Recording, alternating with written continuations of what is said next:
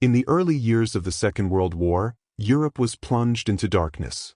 The sounds of marching boots, the whir of planes overhead, and the heavy thud of bombs falling became a constant backdrop to the lives of millions. In small towns and villages, the lives of ordinary people were irrevocably altered as they were caught in the crossfire of a conflict far larger than themselves. Among the most deeply affected were the mothers, those who had the daunting responsibility of protecting their children from the ravages of war. Each day, they woke to the same overwhelming reality, the specter of violence, loss, and suffering that loomed ever closer. For these mothers, every moment was steeped in fear. It was a fear that no parent should ever know, the constant, gnawing anxiety that their children might be taken, injured, or lost forever. They had seen entire families torn apart, homes destroyed, and neighborhoods reduced to rubble. They had heard stories of villages that had been razed by invading forces, of men taken away to unknown fates, and of women and children left to fend for themselves in a world where survival had become a cruel lottery. These mothers knew that the fate of their families often lay in the hands of those who had no connection to them, soldiers whose eyes were cold and whose actions were governed by military orders. The enemy was no longer a distant, abstract concept. It was a harsh, unyielding presence on the horizon. The news of advancing armies spread like wildfire, and with each passing day, the tension grew thicker. The stories they heard, whispered in the shadows of their homes, painted a grim picture. They had heard that the British were pushing their way through the continent. The Allies were coming, yes, but these were not the kind of soldiers they had hoped for. They were told to expect brutality. The mothers, surrounded by the fear of the unknown, could only brace themselves for what was to come. They knew that the British Army had a reputation for being ruthless. News had spread of the ferocity with which they dealt with any resistance, stories that spoke of razed villages, villages burned to the ground, and children forced to witness unspeakable horrors. The British were seen as liberators by some, but to these mothers, they were yet another force to be feared, another wave of violence that would sweep through their homes, leaving only ashes in its wake. The thought of what the soldiers might do to their children was unbearable. The mothers lived in a state of constant vigilance, their eyes darting to the streets as the sound of boots grew louder each day. They moved quickly and quietly, always aware of the potential danger lurking just beyond the horizon. In their hearts, there was a deep, instinctual need to protect their children, to keep them safe from the violence of war. Yet, despite their best efforts, there was no escaping the ever-encroaching threat of the enemy. Life, once simple and filled with the mundane tasks of raising children, had been replaced by survival.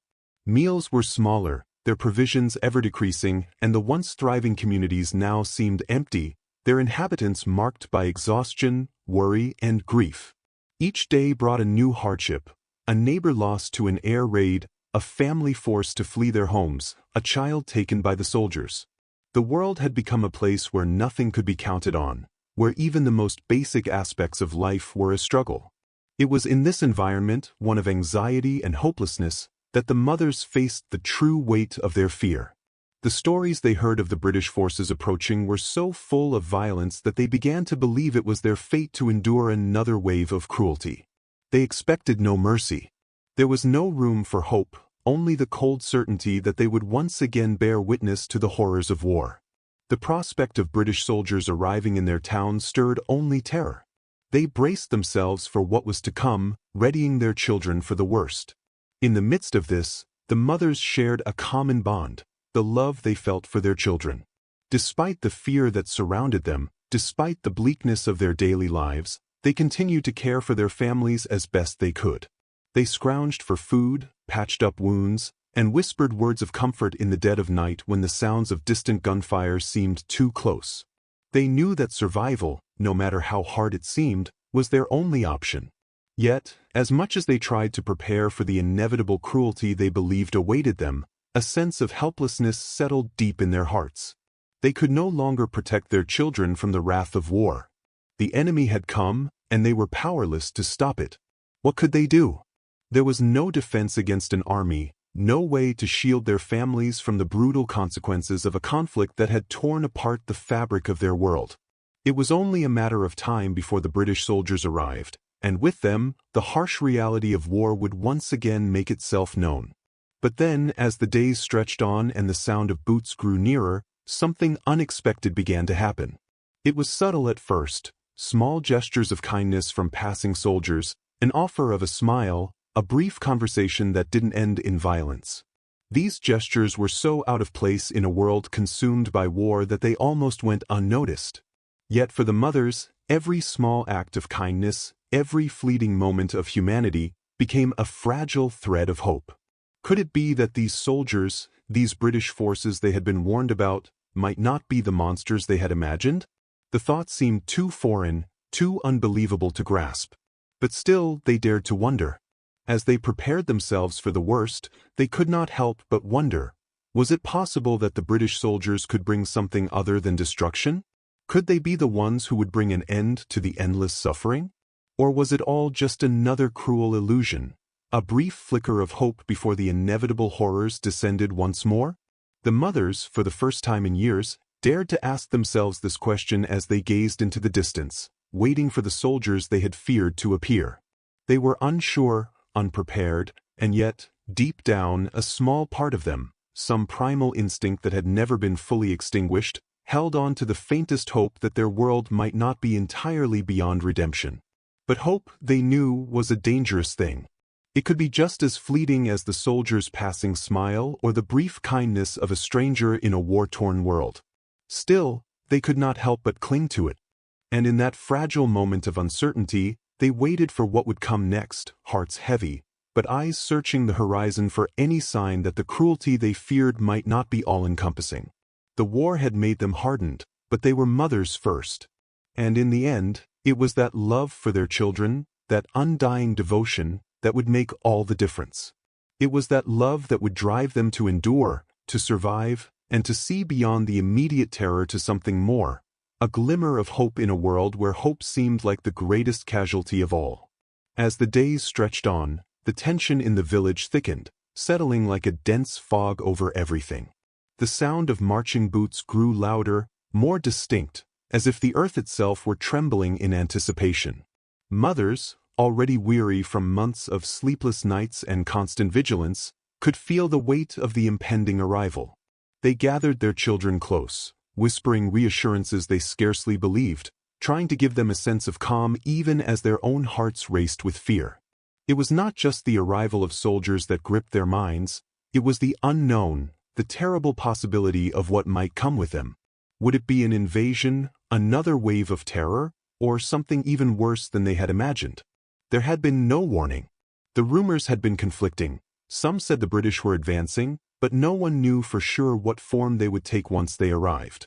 There was no certainty, only speculation, and for the mothers, that was worse than anything. The uncertainty clawed at them, making each hour stretch like a year. The men and older boys of the village had either been taken away to fight or were hiding, fearful of conscription or worse. The women and children were left to brace for whatever storm was about to crash over them.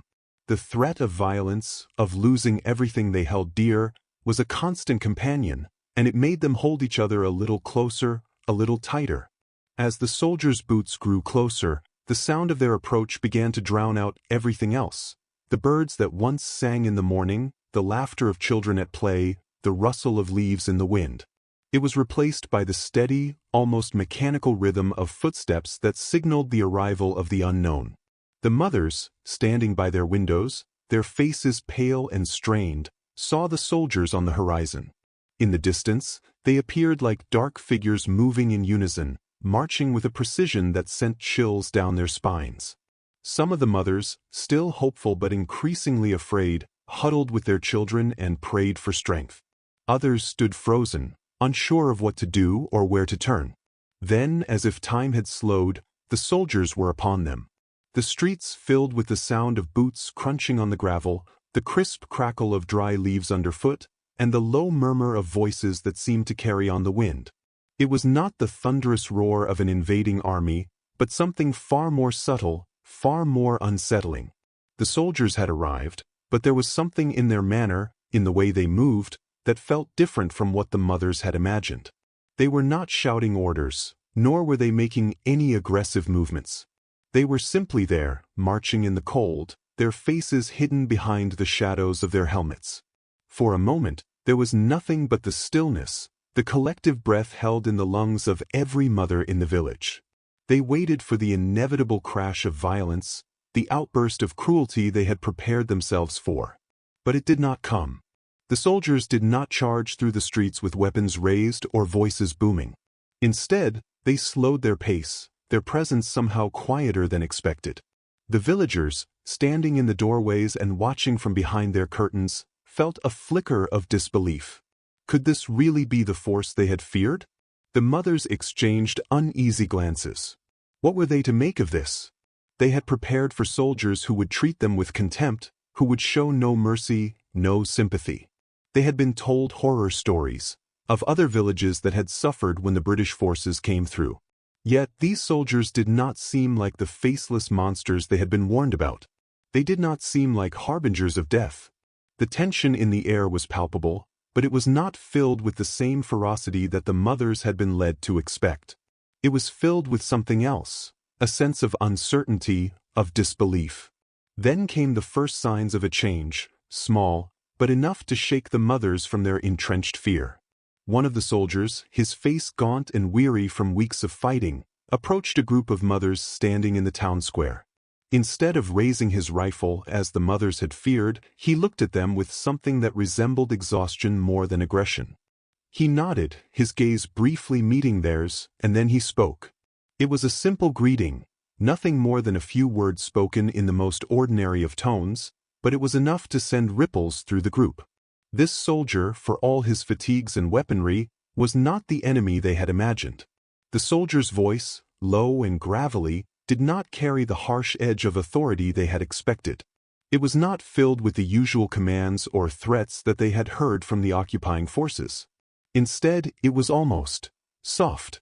The words were delivered not with a cold, impersonal detachment, but with a weary acknowledgement of shared human experience.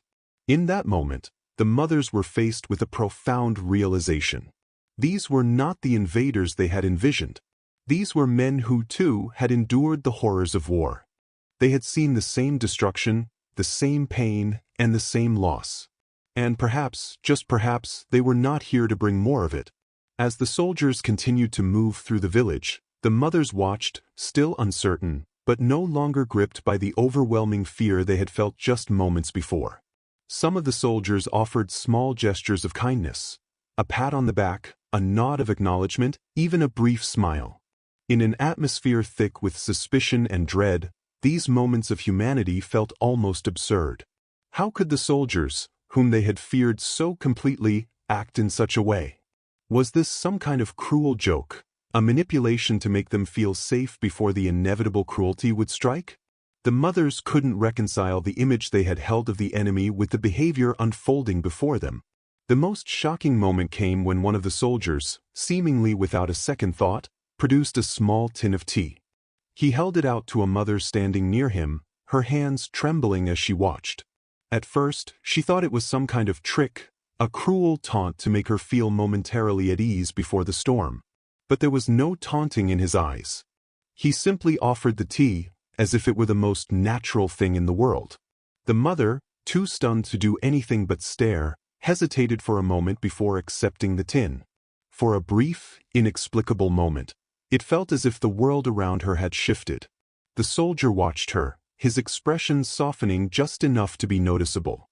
There was no mockery, no sarcasm, no hidden agenda. Just the simplest act of kindness in a world that had long since been stripped of any kindness at all. She took the tea, and for the first time in years, she felt something that had been lost in the brutalities of war, human connection. It was fleeting, but in that instant, it was more real than anything she had known in a long time. This small moment, this unremarkable exchange, did more to dismantle the carefully constructed walls of fear than anything else could have. The soldiers, still moving through the village, did not seem like an occupying force anymore. They were men, with faces marked by exhaustion and pain, but also with eyes that reflected a shared humanity. They were not gods of war, they were not faceless enemies. They were human beings, just like the mothers, trying to survive in a world that had been torn apart by forces beyond their control. The atmosphere in the village began to shift. The mothers, though still wary, found themselves drawn into the quiet humanity of the moment. They could not entirely shake off their fear, of course. That would take time, and perhaps never fully happen.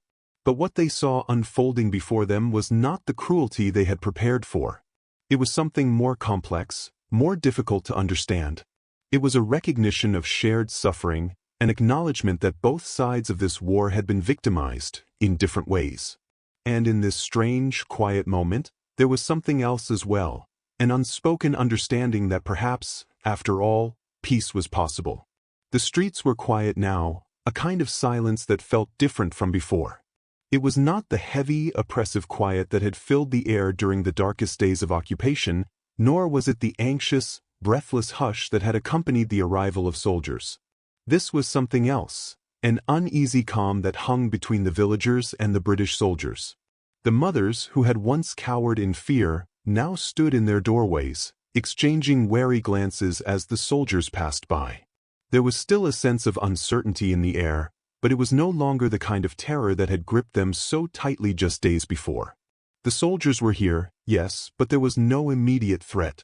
Instead, there was something else, an unspoken possibility that the world, which had once seemed entirely consumed by violence, might yet have room for kindness. 4 days, the soldiers moved through the village with a quiet sense of purpose, their steps measured and deliberate. They did not shout orders, nor did they brandish their weapons with the same aggressive intent the mothers had expected. Instead, they appeared to be simply going about their business as though they had no intention of imposing their will on the villagers. The mothers watched them from behind curtains and doorways, their hearts still heavy with suspicion, but they could not deny that the soldiers' presence felt different now, more passive, more respectful, and in a way, almost sympathetic. One day, as the soldiers made their way through the village square, something unexpected happened. A group of them, having finished their duties, stopped by the small square where the mothers had gathered. They had been talking amongst themselves in quiet, hushed voices, as mothers do when they share the burden of raising children in a world filled with danger. They were exchanging small details about life under occupation, the rationing, the shortages, the missing fathers, and trying to find comfort in one another's presence. They had spoken of the soldiers, of course, but it was always in whispers, as though mentioning them aloud might summon their wrath. But on this day, something changed. One of the soldiers, his face weathered by the trials of war, his eyes sunken from long hours of exhaustion, paused in front of the mothers. He stood there for a moment, his hands resting by his side, his posture not one of authority, but something closer to weariness. The mothers, caught off guard by this moment of quiet, looked up at him. The soldier seemed almost out of place, like a figure who had wandered too far from the front lines. He took a step closer, his boots scraping softly against the cobblestones. "Tea," he said, his voice rough from the dust and grime of battle. He reached into his pack, his movements slow, deliberate, and then, without a word, he pulled out a small tin.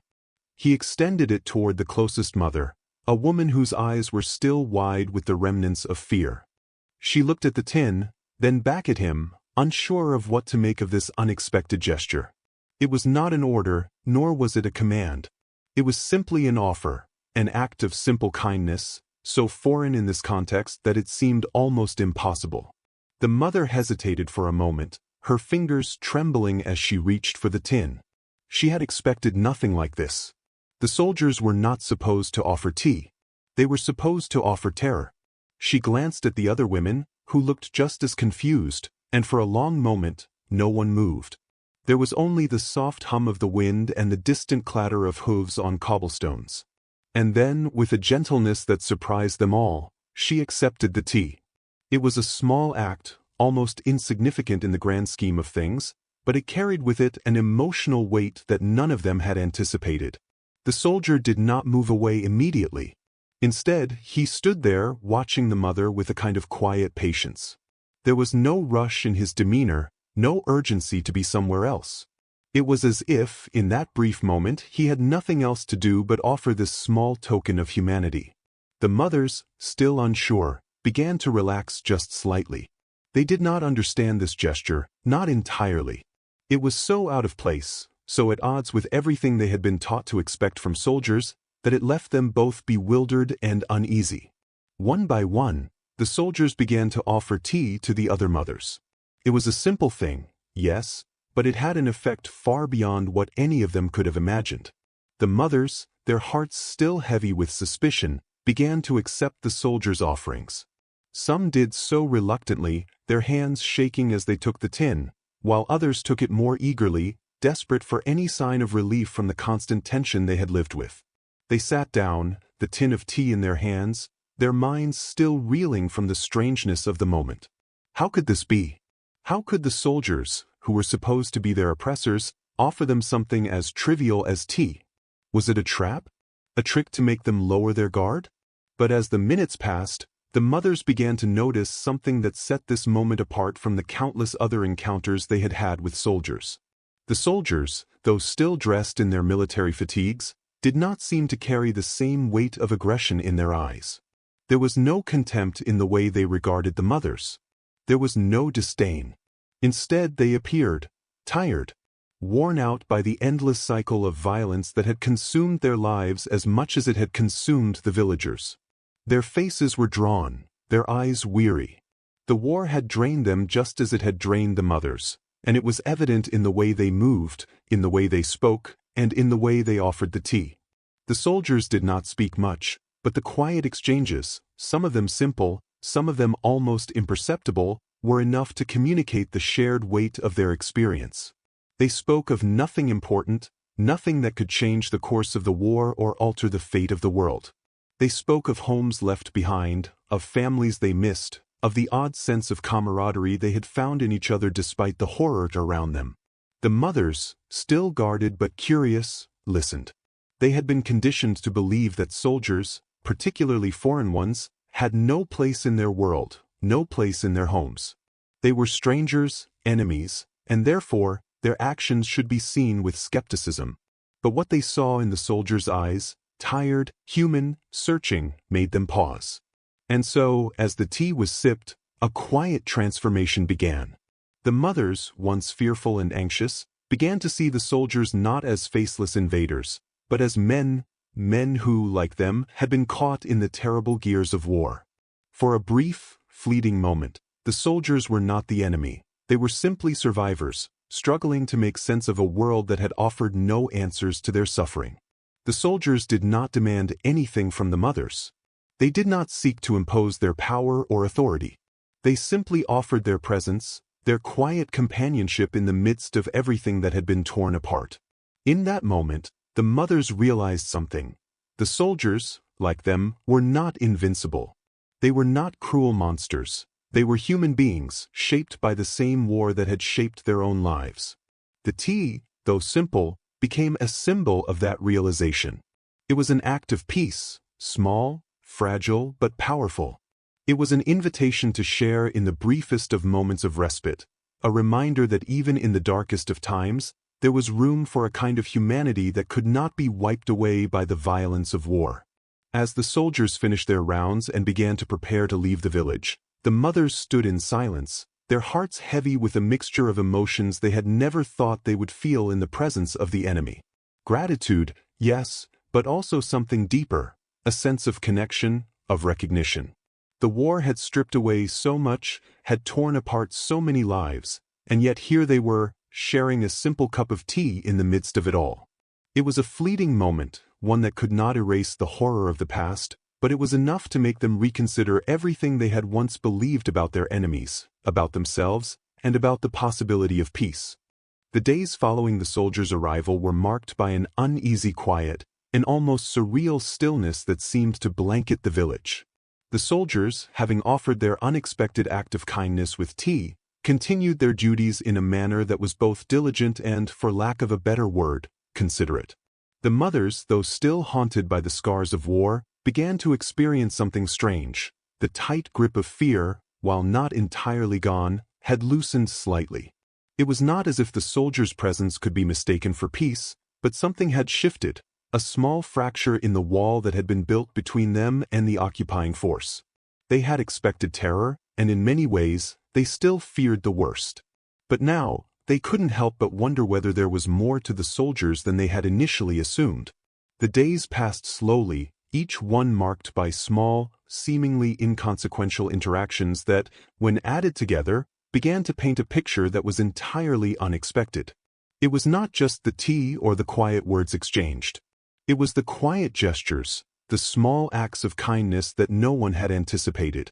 A soldier would pause to help a mother carry a heavy basket of food. Another would assist an elderly woman across a street, offering a steadying hand to her frail arm. They were simple things easily overlooked, but they were not what the mothers had expected from the enemy. They were not the cold, distant actions of an occupying force, nor were they the aggressive posturing of soldiers accustomed to power. They were moments of human connection, brief, fleeting, but undeniable. For the mothers, this was a revelation.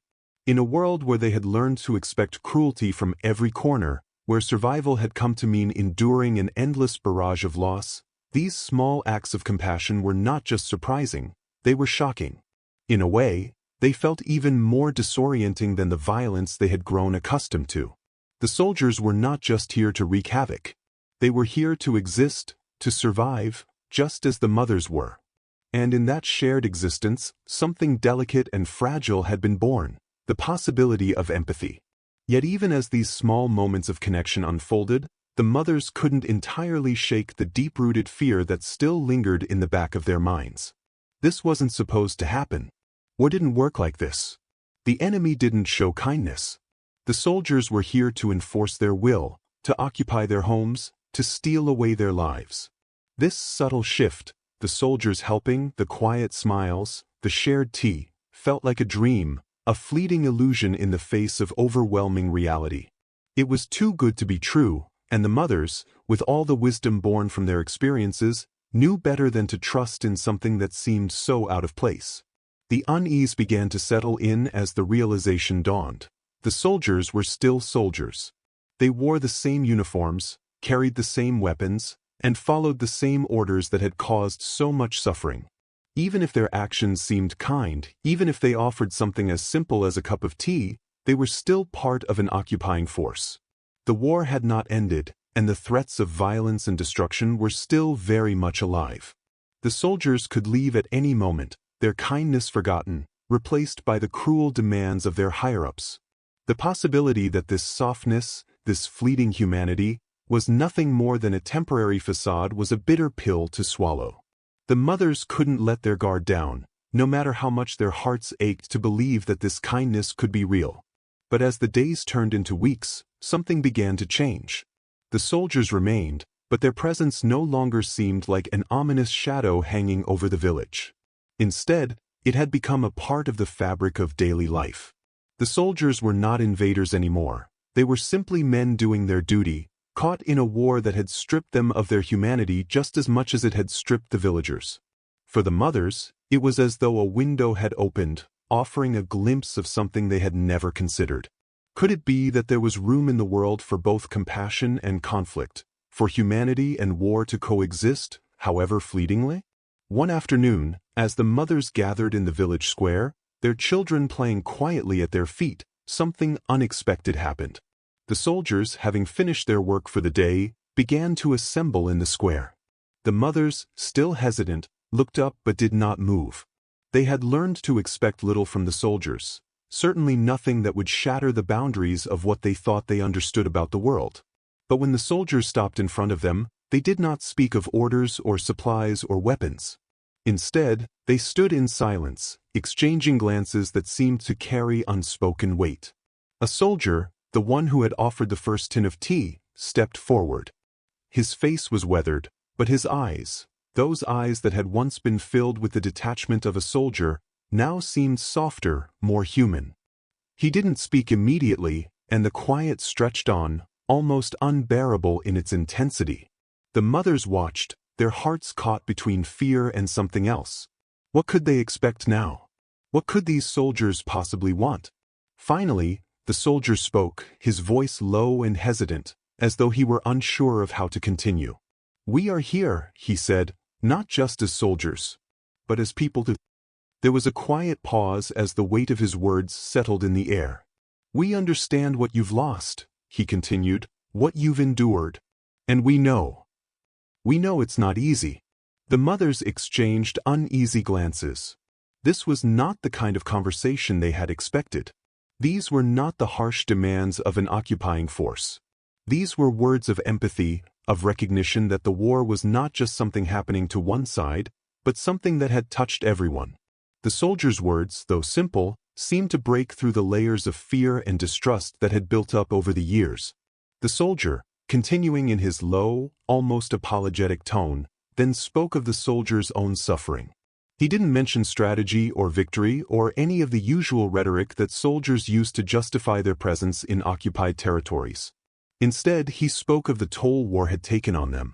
He spoke of the lives lost, of the families left behind, of the children who would never see their fathers again.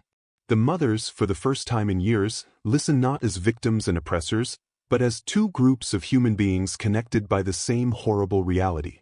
And in that quiet, vulnerable moment, a new understanding began to take shape.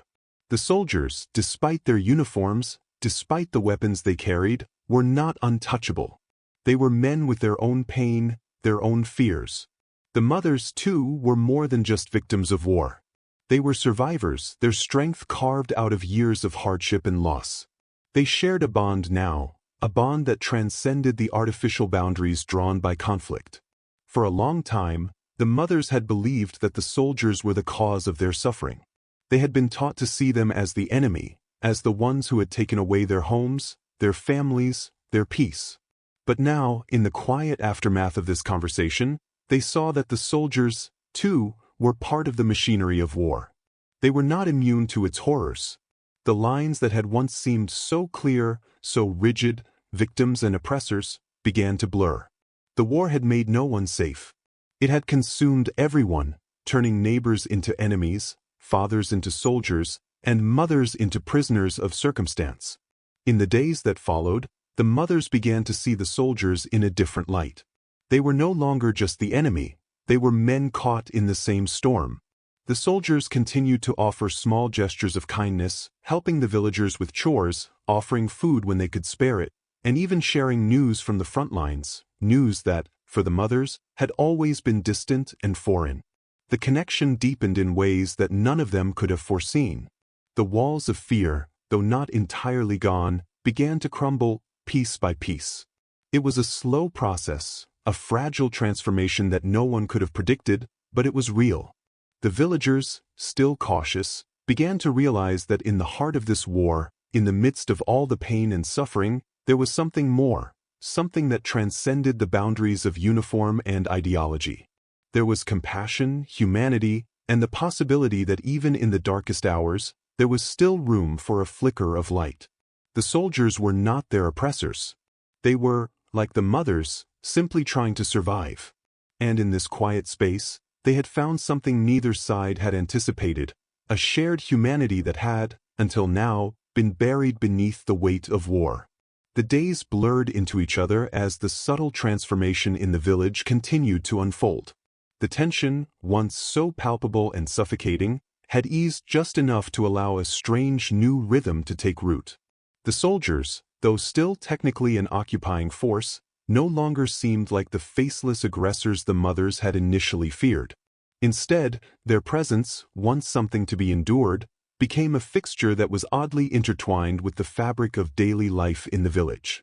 The mothers, who had once eyed the soldiers with suspicion and dread, began to witness the ripple effects of the small, unremarkable acts of kindness that had started to reshape their perceptions.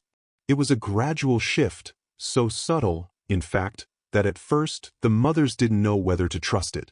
They had spent years preparing for brutality, closing themselves off to the idea that those who caused them suffering might also possess the capacity for compassion. And yet, in the wake of the soldiers' quiet acts of kindness, something began to shift deep inside them. The soldiers had not come with weapons raised or fire in their eyes. They had not sought to destroy what little was left of their lives. Instead, they had offered small moments of connection, fragile threads of human recognition, even in the heart of a war that had torn everything apart. Despite the growing warmth between the two groups, the mothers could not entirely shake the fear that had been instilled in them for so long.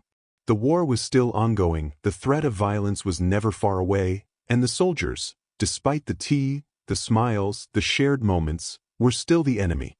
The mothers knew that the war was a machine that could change its course at any moment, and the soldiers were its cogs. They had seen the horrors of occupation, the devastation of families torn apart, and they were aware that at any given moment, this fragile détente could be shattered.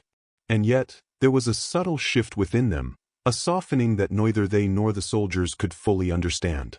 It wasn't just the soldiers' actions that had affected them, it was the way the world seemed to have changed. The constant dread that had once filled their hearts began to dissipate, just a little. They no longer jumped at every unexpected noise or cowered behind closed doors at the sound of boots in the street. They still lived in fear, of course, but it was different now. It was the kind of fear that was mixed with something else: uncertainty, hope, perhaps even a touch of disbelief. Could it be that something as mundane as a cup of tea could change the nature of their world so profoundly? One evening, as the sun dipped low in the sky, casting long shadows over the village, the mothers gathered in the town square once more.